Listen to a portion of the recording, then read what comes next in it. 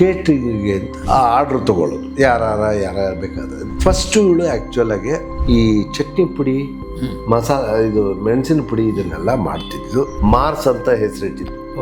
ಮೈಸೂರು ಅಶ್ವಥ್ ರವಿಶಂಕರ್ ಅಂತ ಅದು ಆ್ಯಕ್ಚುಲಿ ಮೈಸೂರು ಇದೆಲ್ಲ ಏನೋ ಒಂದು ತಾತ್ ಬಂದು ಅದನ್ನ ಇಟ್ಟು ಅವೆಲ್ಲ ಹಂತವಾಗಿ ಆಯ್ತು. ಕೊನೆಗೂ ಇವಳು ಅಡಿಗೆ ಎಲ್ಲ ಸಪ್ಲೈ ಮಾಡೋಕ್ಕೆ ನಾವೇ ತಗೊಂಡೋಗಿ ಕೊಡ್ತಿದ್ದು ಮಾಡ್ತಿದ್ದೆಲ್ಲ. ಸ್ಕೂಟ್ರಲ್ಲಿ ತಗೊಂಡೋಗಿ ಕೊಡೋದು, ಅವಳೇ ಅಡುಗೆ ಮಾಡೋದು, ಅವಳೇ ಕ್ಯಾರಿಯರ್ ತಗೊಂಡೋಗಿ ಕೊಡೋದು ಆಗ್ತಿತ್ತು. ನೀವು ಡ್ರೈವಿಂಗ್ ಮಾಡ್ತಾರೆ ಅವರು?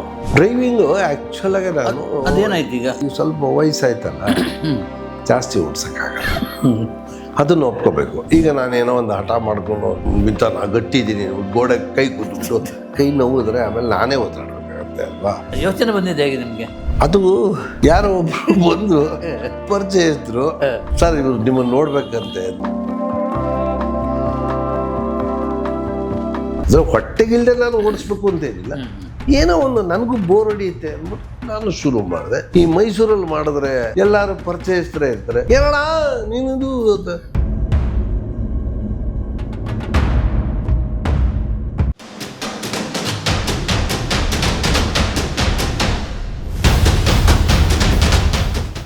ಸೊ ಹಾಗಾಗಿ ಅವಾಗ ಕೇಟ್ರಿಂಗಿಗೆ ಅಂತ ಆರ್ಡ್ರ್ ತೊಗೊಳ್ಳೋದು ಯಾರು ಬೇಕಾದ್ರೆ. ಫಸ್ಟು ಇವಳು ಆ್ಯಕ್ಚುಲಾಗಿ ಈ ಚಟ್ನಿ ಪುಡಿ ಇದು ಮೆಣಸಿನ ಪುಡಿ ಇದನ್ನೆಲ್ಲ ಮಾಡ್ತಿದ್ಲು. ಅದಕ್ಕೆ ಅದು ಇದೆಯೋ ಇಲ್ಲೋ ಗೊತ್ತಿಲ್ಲ, ಅದು ಇದ್ರೆ ತೋರಿಸ್ತೀನಿ. ಮಾರ್ಸ್ ಅಂತ ಹೆಸರಿಟ್ಟಿದ್ಲು.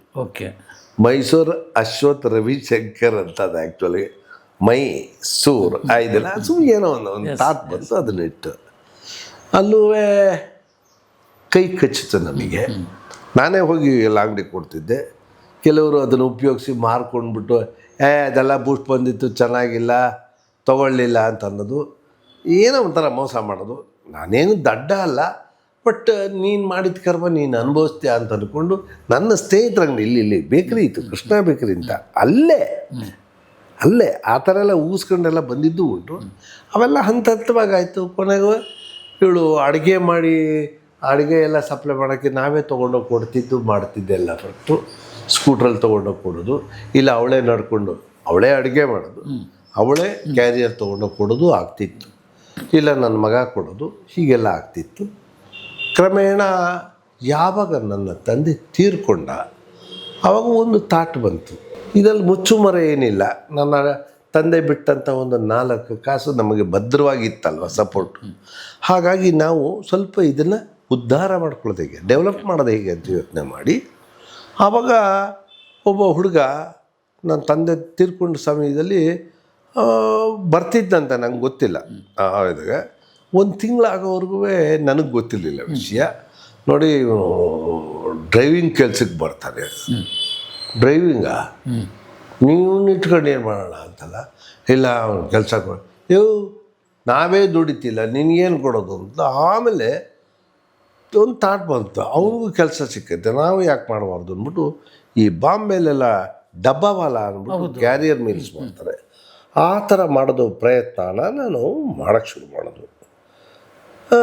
ಹೌದು, ಯಾವುದೇ ಆದರೂ ಅಡಿಪಾಯ ಹಾಕಬೇಕಾದ್ರೆ ಕಷ್ಟ ಆಗುತ್ತೆ. ಅದು ಹಂತವಾಗಿ ಬೆಳೀತು. ಅದು ಮಾಧ್ಯಮದ ಮೂಲಕ ಅಥವಾ ತಿಂದೋರ ಮೂಲಕ ಹೀಗೆ ಆಗಿ ಎಲ್ರಿಗೂ ಅದು ವಿಷಯ ಮುಟ್ತು. ಯಾರು ಬೇಕೋ ಅವ್ರು ಫೋನ್ ಮಾಡ್ತಾರೆ, ಅವ್ರಿಗೆ ಕಳಿಸ್ಕೊಡ್ತಾರೆ, ಮಾಡ್ತಾರೆ. ಈಗ ಮೇನ್ ಪ್ರಾಬ್ಲಮ್ ಏನು ಅಂದರೆ ಹ್ಯಾಂಡ್ಸ್. ಈ ಹ್ಯಾಂಡ್ಸನ್ನ ನೀವು ಏನೇ ಮಾಡಿ ಏನಾದರೂ ಒಂದು ಪ್ರಾಬ್ಲಮ್ ಆಗುತ್ತೆ. ನೀವು ಅವರು ತಪ್ಪಿತಸ್ಥರು ಅಂತ ನಾವು ಹೇಳಲ್ಲ. ಈಗ ಅವ್ರದ್ದೇನೋ ಒಂದು ಪ್ರಾಬ್ಲಮ್ ಆದಾಗ ಅವ್ರಿಗೆ ಅಂದ್ಕೊಳ್ಳೋಣ. ಜಿನೇನು ಒಂದು ಸಲ ನಮ್ಮ ಹುಡುಗಂಗೆ ಏನಾಯಿತು, ಆ್ಯಕ್ಸಿಡೆಂಟ್ ಆಗೋಯ್ತು. ಕೆಲಸ ಮಾಡ್ತಿದ್ರು, ಅವನಿಗೆ ಕೈ ಮೂಳೆ ಮುರಿದೋಯ್ತು. ಪ್ಲೇಟು ರಾಡು ಹಾಕಿ 1000 ರೂಪಾಯಿ ಖರ್ಚು ಮಾಡಿ ಇವಳೇ ಗಾಡಿಗೂ ರಿಪೇರಿ ಅವನಿಗೂ ಎಲ್ಲ ಮಾಡೋದು.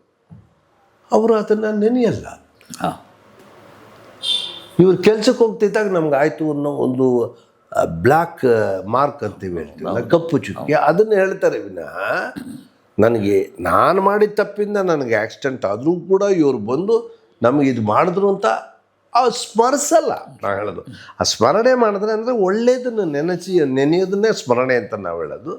ಅದು ಮಾಡಿದ್ರೆ ಪ್ರಾಯಶಃ ಅವರಿಗೆ ನಮ್ಮ ಬಗ್ಗೆ ತುಚ್ಛವಾಗಿ ಕಾಣೋವಂಥ ಮನೋಭಾವ ಬರಲ್ಲ.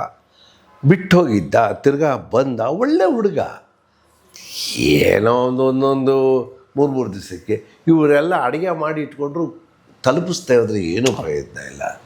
ಬಹಳ ವಯಸ್ಸಾದವರೆಲ್ಲ ಇರ್ತಾರೆ, ಕಾಯ್ತಾ ಇರ್ತಾರೆ. ಅವ್ರ ಸ್ಥಿತಿ ನೋಡಿಬಿಟ್ರೆ ಒಂದು ಸಲ ಇದೇ ಥರ ಏನೋ ಒಂದು ವ್ಯತ್ಯಾಸ ಆಗಿ ನಾನು ಕೊಡಕ್ಕೆ ಹೋಗ್ತಿದ್ದೆ ಇಲ್ಲೇ ವಿದ್ಯಾರಣ್ಯಪುರಮಲ್ಲಿ.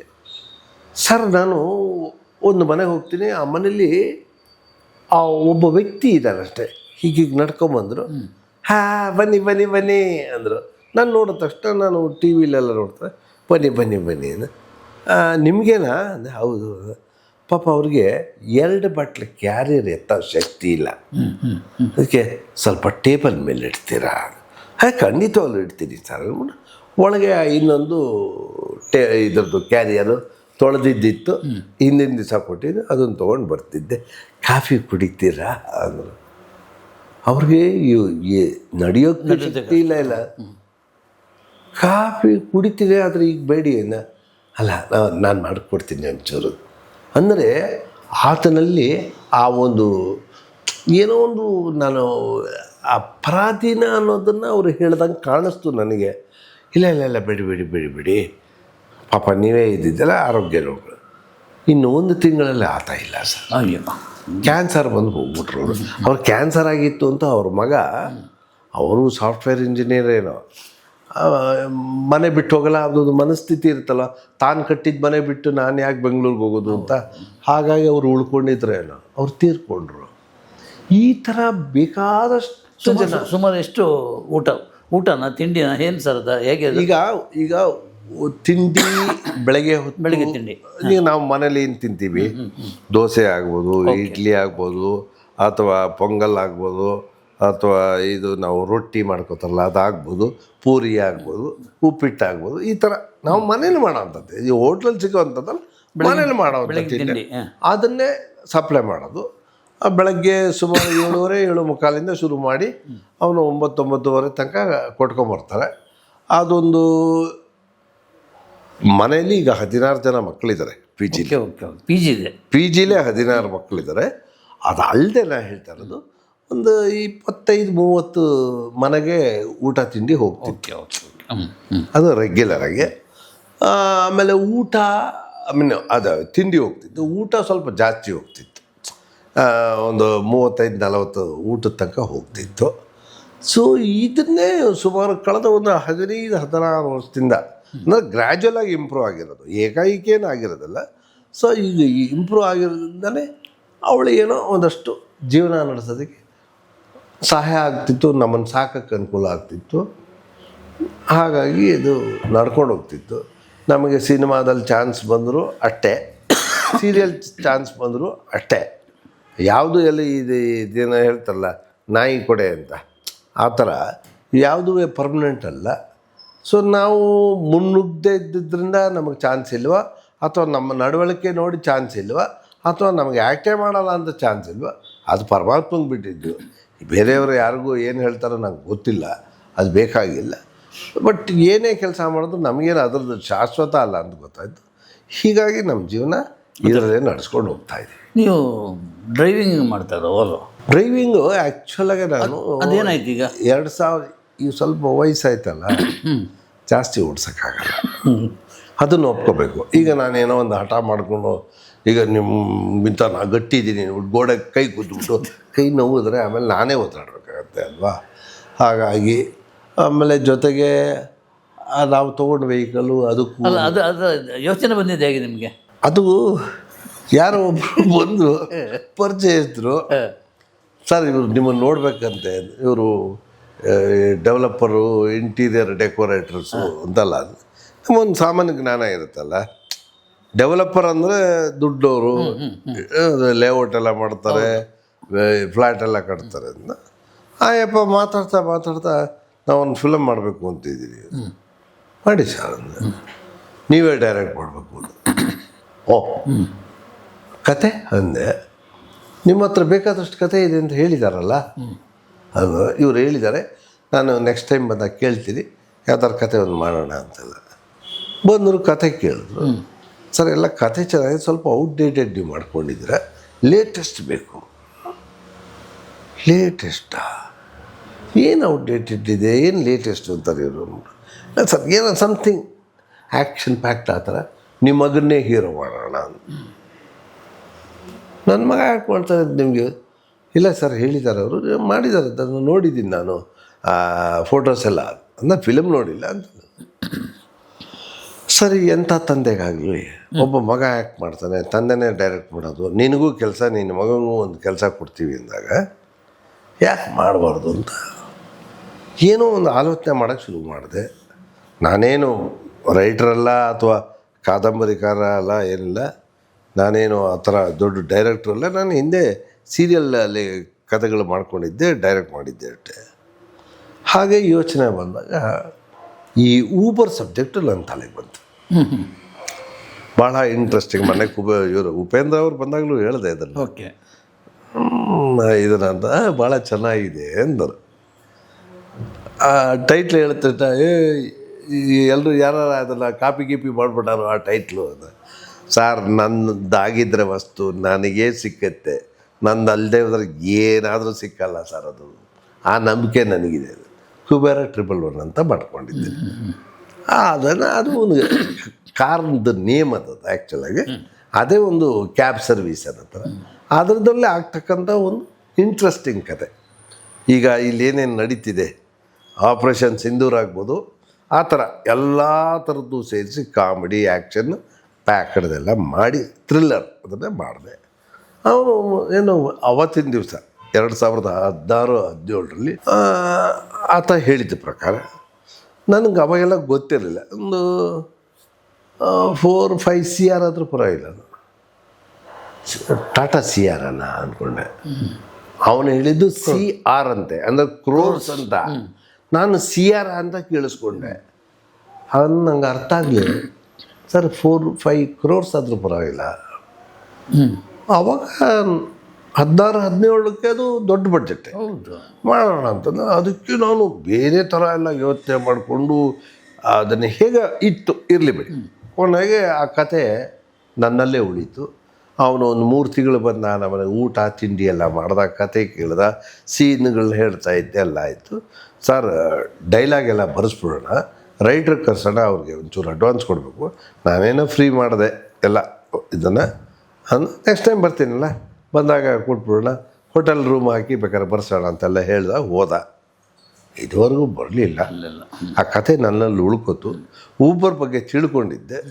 ಸರಿ, ಮನೇಲಿ ಕೂತಿರೋ ಬದಲು ಸುಮ್ಮನೆ ಆಧಾರ ಅವನು ಒಂದು 300-400 ರೂಪಾಯಿ ಅರ್ನ್ ಮಾಡೋಣ. ನಾನು ಹೇಳ್ತಿರೋದು ಆಗಿನ ಕಾಲಕ್ಕೆ ಒಂದು 300-400 ಅರ್ನ್ ಮಾಡಿದ್ರೆ ಮನೇದು ಏನೋ ಒಂದು ಖರ್ಚಿಗಾಗುತ್ತೆ. ಅಂದರೆ ಹೊಟ್ಟೆಗಿಲ್ಲದೆ ನಾನು ಓಡಿಸ್ಬೇಕು ಅಂತೇನಿಲ್ಲ, ಏನೋ ಒಂದು ನನಗೂ ಬೋರ್ ಹೊಡಿಯುತ್ತೆ ಅಂದ್ಬಿಟ್ಟು ನಾನು ಶುರು ಮಾಡಿದೆ. ಈ ಮೈಸೂರಲ್ಲಿ ಮಾಡಿದ್ರೆ ಎಲ್ಲರೂ ಪರಿಚಯಿಸ್ತಾರೆ ಇರ್ತಾರೆ, ಏನಣ್ಣ ನೀನಿದು ಅಂತ ಯಾರೋ ಬುಕ್ ಮಾಡೋದ್ರಲ್ಲ, ನಾನೇ ಬುಕ್ ಮಾಡೋದು, ಏನು ಅಣ್ಣ ಇದು ಯಾಕಣ್ಣ ನೀನು ಅಂತ. ಇಲ್ಲಿಪ್ಪ ಬನ್ನಿ ನಾನು ಕರ್ಕೊಂಡು ಹೋಗ್ತೀನಿ. ಅದೇನು ಬಿಡಿ, ಅದು 100 ರೂಪಾಯಿ ಆಗಿದೆ, ನಾನೇ ಕೊಡ್ತೀನಿ, ಬನ್ನಿ ಕಾಫಿ ಕುಡಿಯೋಣ. ಬೇಡದಿದ್ದಿದ್ದು ಮಾತುಗಳಾಗತ್ತೆ. ಸರಿ, ಅದಕ್ಕೇನು ಮಾಡಿದೆ, ಗುಟ್ಟಾಗಿ ಬೆಂಗಳೂರಲ್ಲಿ ಶುರು ಮಾಡಿದೆ. ಅಲ್ಲಿ ಹೋಗಿ ಶುರು ಮಾಡಿದ್ಮೇಲೆ ಅದು ಕ್ಯಾಪ್ ಹಾಕ್ಕೊಂಡು, ಗ್ಲಾಸ್ ಹಾಕ್ಕೊಂಡು, ನನ್ನ ಐಡೆಂಟಿಟಿ ಗೊತ್ತಾಗ್ದೆ ಹಾಗೆ ನಾನು ಅಲ್ಲಿ ಬರೋದು, ಡಿಸ್ಪ್ಲೇ ಆಗೋದು ಎ ರವಿಶಂಕರ್ ಅಂತ, ಶಂಕರ ಸ್ವತ್ತದ ಬರಲ್ಲ, ರಿಜಿಸ್ಟರ್ನೇ ಬರುತ್ತೆ, ಯಾರಿಗೂ ಗೊತ್ತಾಗಲ್ಲ. ಎಲ್ಲೋ ಒಬ್ಬೊಬ್ಬರು ನಿಮ್ಮ ವಾಯ್ಸ್ ಎಲ್ಲೋ ಕೇಳ್ದಂಗಿದೆ ಎಲ್ಲವರು. ಹಾಂ ಇರ್ಬೋದು ಮೇಡಮ್, ಸುಮಾರು ಜನ ಹೇಳ್ತಾರೆ, ಅದೇನೋ ನನ್ನ ಅದೃಷ್ಟ ಆ ಥರ ಇದೆ, ನಮ್ಮ ತಂದೆಯಿಂದಾಗಿ ಏನೋ ಬರ್ತಿದೆ ಅಂತ ಹಾಗನ್ಬಿಡುವೆ. ಒಂದೊಂದ್ಸಲ ಸಿಕ್ಕಾಕೊಳ್ಳುವೆ. ಹಾಗಂತಟ್ಟು ಯಾಕೆ ಅಶ್ವತ್ಥರ ಫೋಟೋ ಇದೆ ಇಲ್ಲಿ ಅಂತ ನಾನು ಕಂಡ್ರೆ ತುಂಬ, ಅವ್ರು ಕಂಡ್ರೆ ನಂಗೆ ತುಂಬ ಇಷ್ಟ, ಅದಕ್ಕೋಸ್ಕರ ಹಾಕ್ಬಿಟ್ಟಿದ್ದೀನಿ. ಯಾರ್ಯಾರೋ ಯಾಕೆ ಹಾಕ್ಕೋತಾರೆ ಅಂತ ಕೆಲವರು ಬುದ್ಧಿವಂತರು, ತಿಳಿದವರು, ಪತ್ತೆ ಮಾಡೋರು, ಬಟ್ ಎಲ್ಲೂ ಪ್ರಚಾರ ಆಗಿರಲಿಲ್ಲ. ಮಾಧ್ಯಮಕ್ಕೆ ಗೊತ್ತಾದ ತಕ್ಷಣ ಅದು ದಬ್ ಅಂತ ಹತ್ಕೊಂಡು ನನ್ನ ವರ್ಚಸ್ಸು, ತಂದೆಗೆ ತಕ್ಕ ಮಗ ಅನ್ನೋ ಹಾಗೆ, ಅಂದರೆ ಏನಂದ್ರೆ ಸ್ವಾಭಿಮಾನಿಯಿಂದ ಅಂತಾರಲ್ಲ ಹೇಳೋದು. ಯಾರ ಇದರಲ್ಲಿ ಅಧೀನದಲ್ಲೂ ಇಲ್ಲದೆ ಪರಾಧೀನರ ಆಗದೆ ಇರಬೇಕು ಅಂತ ಇಷ್ಟಪಟ್ಟು ಮಾಡ್ತಿದ್ದಾರೆ ಅನ್ನೋದು.